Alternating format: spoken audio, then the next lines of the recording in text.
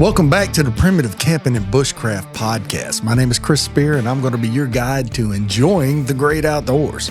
So last week we talked about shelter. We moved into the shelter chapter. This week we're going to talk about clothing. That clothing is your first layer of shelter. So how is clothing your first layer of shelter?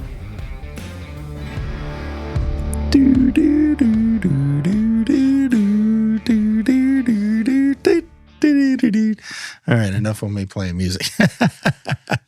Now, clothing is basically your first line of defense against environmental factors such as insects, sun, wind, and rain. And, you know, while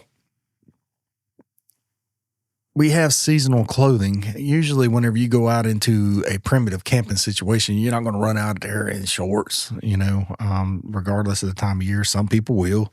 I have done it before, you know, but seasonal clothing at a minimum, you should dress for the occasion or the environment.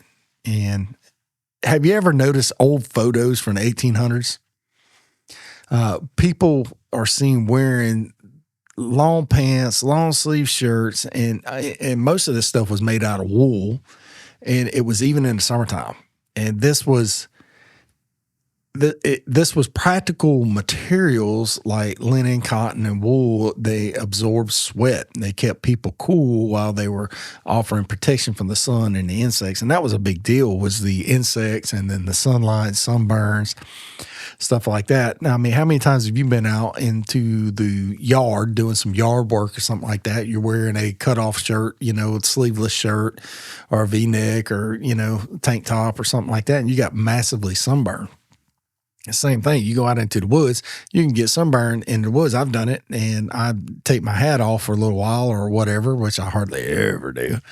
But you get sunburned on, especially on my little bald spot up here, you know, and that's miserable, is getting sunburned on that, you know. So we're not going to dive deep into the seasonal clothing specifics, but you always want to dress for the environment in which you're heading out. Now, clothing is the first layer of shelter. It's, you know, it helps create your microclimate. So whenever you get into your shelter, you know, you have your clothing on and stuff like that. That actually is layers. You know, you got a layer of clothing on, and then you add another layer to it, and then you add another layer to it, and then you add another layer to it. And that keeps you warm. It keeps you dry and stuff like that. It keeps definitely keeps the insects away from you. So general clothing recommendations, whenever you're heading into the woods, you want to dress appropriately for one. But me personally, I'm always going to have some lightweight long pants on, and usually I will have a long sleeve shirt, some kind of lightweight long sleeve shirt on. One, to keep the mosquitoes from biting me, keep the gnats and the chiggers and the ticks from getting all over me. And most of these clothings that I wear will be treated with permethrin, and permethrin is one aspect of insect management, where you really the ticks will not get on you, any of the red bugs, stuff like that. If you've never been introduced to a red bug, God bless you. That is just so, oh man, that's some miserable stuff. So I know there's, at a minimum, I know there's a lot of people out there that get all up into this modern clothing thing, but you really, you know, when you head out into the woods, wear long pants and lightweight long sleeve shirts. But back in the old days, like we was talking about a while ago with the 1800s and then before, the old photographs, you see all these old long sleeve shirts, and these, you know, they were always dolled up, and you seen people out fishing with a suit and tie, and that always blew my mind. But still, it was always long sleeves, and they were always in long pants. You hardly ever, if ever, saw anybody in shorts. even the women, their dresses went all the way down to the ground, and because they didn't have the short skirts and stuff like that, they always had the dresses, and even under that, they were in a onesie or whatever you want to call it. And the men would also be in their undergarment, their onesie stuff, and it's protection. It's protection from the elements. It's protection from, insects. And that's the basis of clothing. And so when you get out into the woods, your clothing is your first line of shelter. Your clothing is going to protect you from all these different things.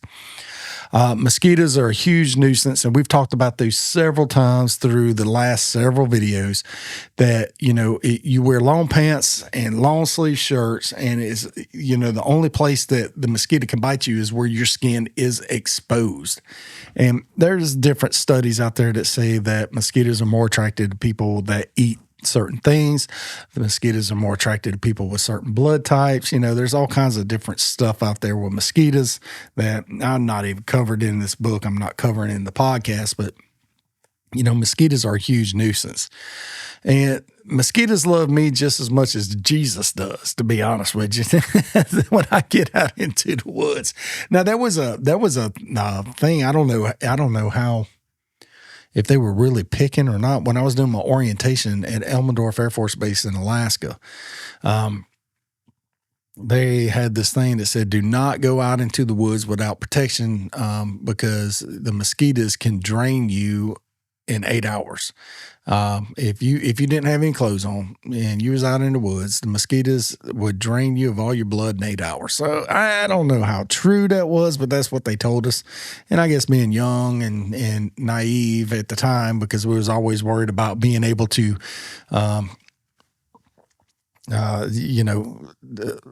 follow orders or whatever, that's what they told us there at the base.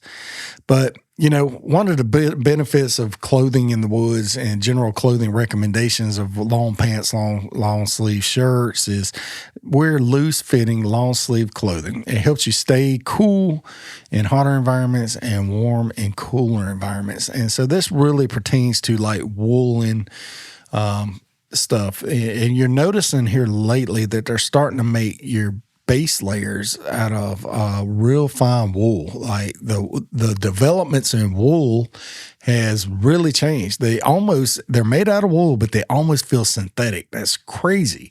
And wool retains the heat, and it retains it wicks away the moisture, is antibacterial, wool is an amazing thing, especially when you're out into the woods. Now, removing your clothing in hot weather speeds up dehydration. And so whenever you get out into the woods and you start sweating, let's say you're wearing a cotton shirt and you're out there just sweating to death, and you're like, man, forget this, it's hot, and you take off your shirt. So what you did is you remove the wet clothes that is actually helping to keep your body cooler, which is actually helping you to sweat less. You remove that, and it's going to actually make you sweat more, and it's going to actually contribute to your dehydration. So when you get into the woods, keep your clothing on. So layering your clothes. Layering your clothing is a fundamental survival tactic for maintaining body temperature. You always want to layer your clothing. How many deer hunters we got? If you're a deer hunter, you're a hunter, wintertime hunter, go ahead and click the like button, click the follow button, whatever. And you can learn a lesson from your true diehard hunters. All these hunters are they layer their clothing when they go out, and these guys learn it from a young age, which learned it from a dad or a grandpa or a great grandpa, all passed down through tradition.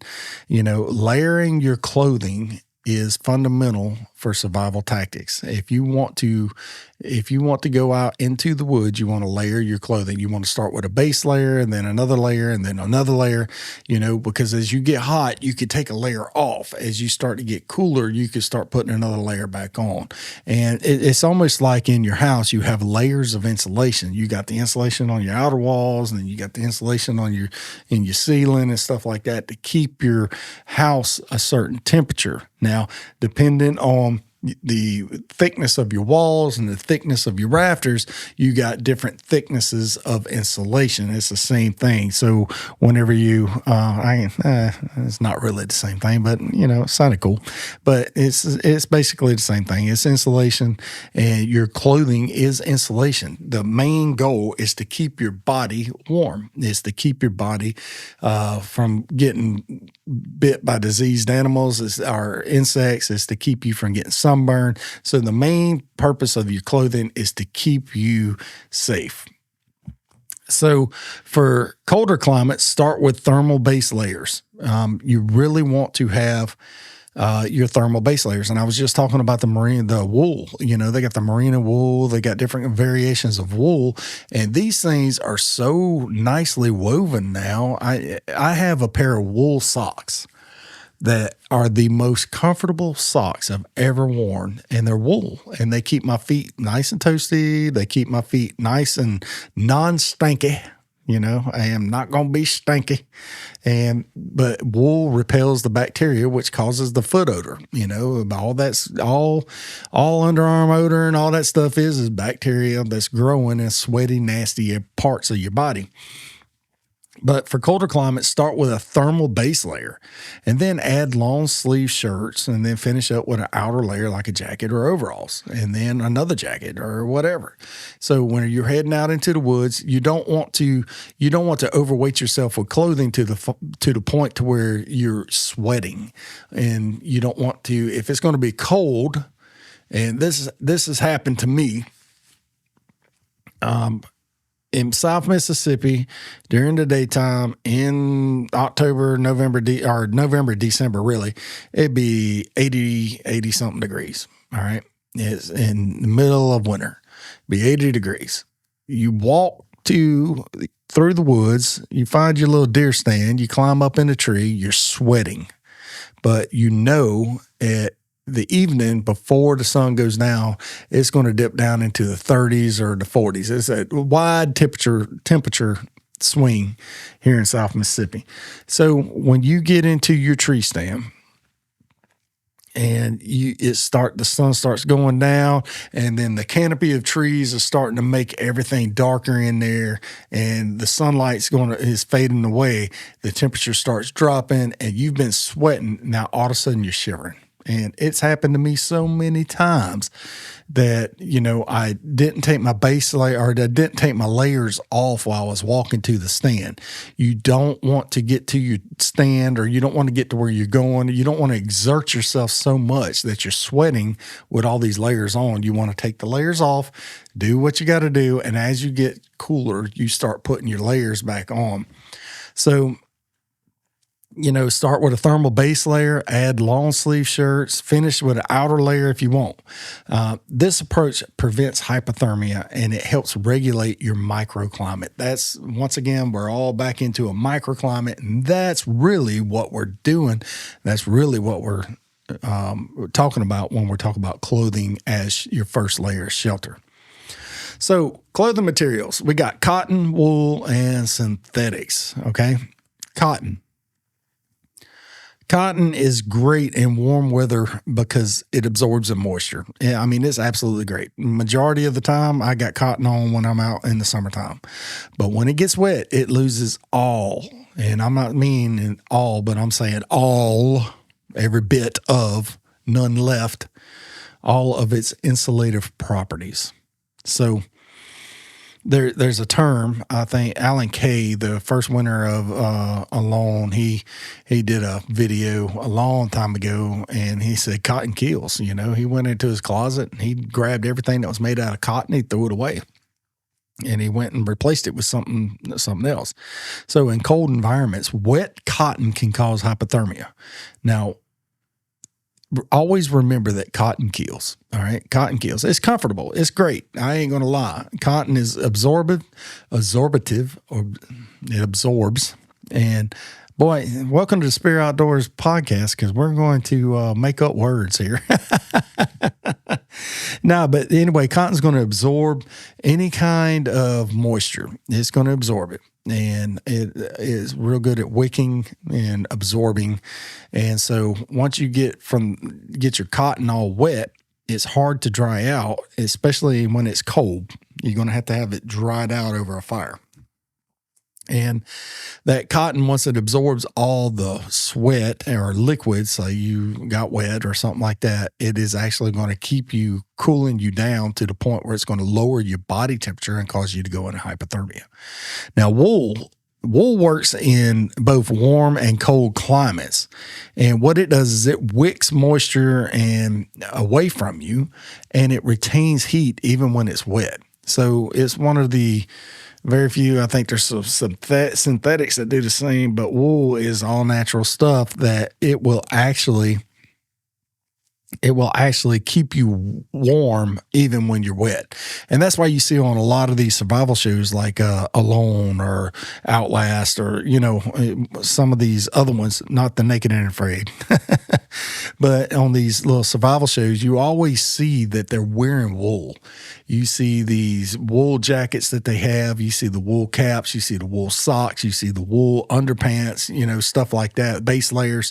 They got the wool on them because the wool always keeps you warm, even in cold climates. Now, wool has gotten, like I said earlier, they got some advancements in wool technology, believe it or not, that you can wear wool socks year round. I do. I wear wool socks. That's, Bass Pro Shops offers 6 pairs of wool socks for $20. Wool socks. And it does have some spandex in there, but they are wool socks. They help with doing what we're talking about. Now, they're probably not the best rated or whatever, but still, they're very comfortable. They do their job. They do what they're supposed to do. Now, wool is naturally antibacterial, so it helps reduce body odors. And by making wool socks and blankets ideal for camping, you're going to smell your best. You're not going to be stinky. And so when you get out into the woods, and you wearing your wool out there routinely, it is actually going to be antibacterial. It's going to be less, it's going to have less properties to get you sick, less growth of bacteria on you. So, and then while wool, it can seem very heavy, these advancements have made it more comfortable. Now, wool heavy, when wool is wet, it'll soak up the water. But as I mentioned a while ago, that it will keep you from freezing, but it will be extremely cumbersome. It'll be extremely heavy, and you can wring it out, you can dry it up, you can fling it out, the water will repel off of it. Wool is awesome, awesome stuff. Now, synthetic materials like polyester and nylon are common for outdoor clothing because they're often waterproof or water resistant, and these new materials are, especially the polyester, is made from recycled bottles. So if you want to save the planet, you want to go green, get you some polyester and go for it. And they got some clothing out there now made out of polyester that's made from recycled plastics. That this stuff is soft. I mean, it is soft. It almost feels like silk, and it's 100% polyester, But polyester blends with natural fibers can offer comfort and durability. So you got some polyester and wool blends. I know there are some wool blankets out there that have polyester blends with wool. And so it's got that dual benefit where you got the wool that actually helps with the warmth and the polyester with the waterproofness. And, wool it absorbs, but it wicks away. But, those blends are pretty cool. But be cautious with synthetic materials whenever you get around a fire. And one thing about wool is that wool is fire retardant, and it is very fire retardant. Cotton is not. Cotton will catch on fire. Cotton will burn. You can burn a hole through your cotton clothes real quick with a spark from a ferro rod. Synthetic materials, you can burn a hole through any kind of synthetic anything with a spark from a ferro rod or an ember from fire. But wool will actually it retardants that it resists any kind of fire. So it's fire retardant. But you don't want to get around fire with a synthetic materials. Now, while I was living in Alaska, I learned firsthand how dangerous wet cotton could be in cold weather. It really does lose its insulative properties, making wool a very much better choice. But, at the time when I lived there, I was a broke airman in the Air Force, and I couldn't afford. I had a family of four, and all four of us, but I couldn't afford extra outdoor clothing at the time, so I went with what I had. And we get out there now, and during the daytime, the average summer temperature there was about 72, between 70 and 75, somewhere in there. And you get out there during fishing season, and you get in your clothes, you get wet, and usually you got waders on, but underneath there you got cotton stuff, and that water's still kind of cold. That water's actually kind of freezing, and when you get that cotton wet, it just makes for a miserable time. It makes, mosquitoes start coming after you, all stinky. And that cotton is just like, it really is miserable. And when you're fishing, say you and your buddies get off work at 4:00 in the afternoon. Hey man, you want to go fishing? Yeah, absolutely. Let's go fishing. So you go home, you grab your stuff, y'all head out there at 5:00 and you start fishing. Well, it's still daylight. Well, a couple hours into it, it's just getting to be like twilight. And then the sun starts coming back up, and then you realize, oh my God, we're going to be late for work because it's 4:30 in the morning. You done fished all night long, and once that sun starts dipping down, it gets kind of chilly, And if you accidentally spring a hole in there, and you got cotton stuff on up underneath there, and that cotton's going to wick all the way up, so all your clothes are going to get wet, like mine did. It gets kind of cold, and it gets real chilly, and you can end up with the hypothermic condition real quick. So if you're using wool, it's a natural fire retardant. That makes it a safer option for camping. So that was a totally different little topic there from my Alaska anecdote. So, yeah. So we're just cruising right through with all these little topics here. So as you prepare for your next camping adventure, remember that your clothing is a vital part of your shelter. Your clothing is your first layer of shelter. You always want to consider your base layers and then your substantial layers after that. So dress smart, layer up, and choose what the right materials for your environment. Now here in Mississippi, and I'll wear cotton a lot of times. Up north, I would never touch it because you get wet and it gets cold and you end up with hypothermia. Now, even in Mississippi, you can end up with hypothermia. You can have hypothermic situations, and you don't want to do that. So in the next episode, we're going to dive deeper into advanced shelter setups. We're going to get into Primitive Camping and Bushcraft. So really, pick up a copy of the book. We're going to follow along, and we're going to really get into advanced shelter setups with tarps and stuff like that. So be sure to grab your copy. And I just want to say thank you for following along. If you have not done so already, go ahead and hit that like button, hit the subscribe button, and go ahead and rate and review this podcast on whatever platform you're listening to.